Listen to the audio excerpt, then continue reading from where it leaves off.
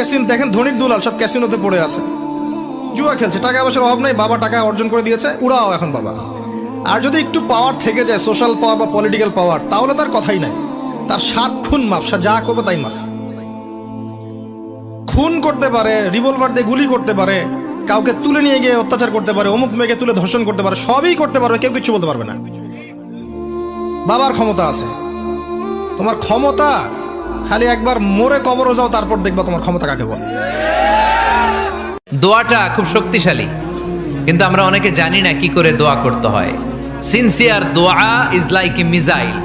আপনারা প্রায় পত্রিকায় শুনবেন আমেরিকা অমুক দেশে মিসাইল হামলা করেছে, শুনছেন?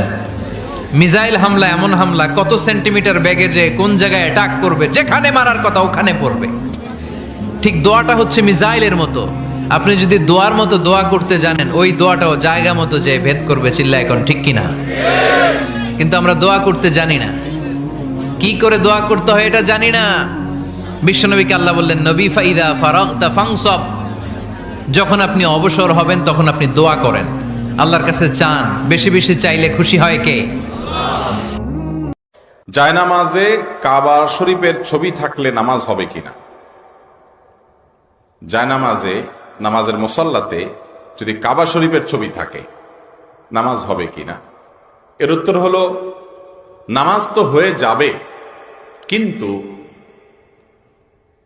জায়নামাজের মধ্যে খুব বেশি নকশা, খুব বেশি কারুকার্য, এমনকি খোদ কাবা শরীফের ছবিও না থাকাই উত্তম এবং বেটার। জায়নামাজ কেনার সময় প্লেন জায়নামাজ কিনবেন সব সময়। কিরকম জায়নামাজ? প্লেন জায়নামাজ, মানে যেখানে কোনো কারুকার্য নাই, এক কালারের। এটাতে কি হবে জানেন? এটাতে নামাজে মনোযোগ থাকবে। নামাজে মজা চান, স্বাদ চান, অনুভব চান, প্রেম চান, দ্রুত গতিতে নামাজ পড়বেন না, যত স্লোলি পড়া যায়, যত স্লোলি পড়া যায়। আর এটা তো আপনার সৌভাগ্য। কেন জানেন? আপনি যখন নামাজে দাঁড়াচ্ছেন, নবী রাহমাতুল লিল আলামিন বলে, বান্দারা যখন সিজদায় যায়, কপালটা তার মাটিতে লাগে না, রবের রহমতের দরবারে গিয়ে লাগে। সুবহানাল্লাহ। আর যে মানুষগুলোকে দিয়ে তাসির হয়, তারা তো এখন নাই মাঠে। যে মানুষগুলোর কথা শুনলে মানুষের হৃদয়ের মধ্যে আল্লাহর ভয় জাগে, মিউজিক ছেড়ে দেয়, সুদ ছেড়ে দেয়, হারাম ছেড়ে দেয়, জীবনটাকে আল্লাহর জন্য দেওয়ার মতো প্রত্যয় ব্যক্ত করে, এরা তো নাই আজকে। কার কথা শুনবেন আপনি? তো শুধু শোনা নয়, শোনা অনুযায়ী আমলের প্রয়োজন আছে।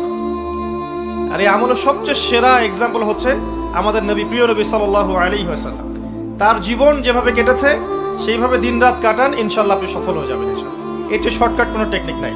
আম্মা জানা এসে বলতো, লাকুম শামসুন ওয়ালানা শামসুন, তোমাদের জন্য একটা সূর্য আছে, কিন্তু আমি আয়েশার জন্য আলাদা একটা সূর্য আছে।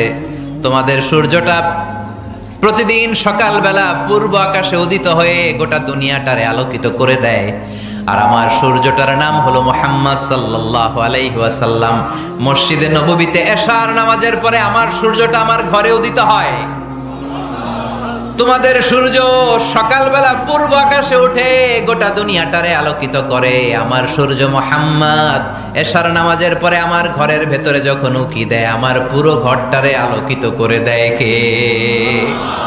এত সুন্দর চেহারা ছিল ওনার, চেহারার নূর দিয়ে হারানো সুই খুঁজে পেয়েছে বিশ্বনবীর স্ত্রীরা। চিল্লায় করে আল্লাহু আকবার।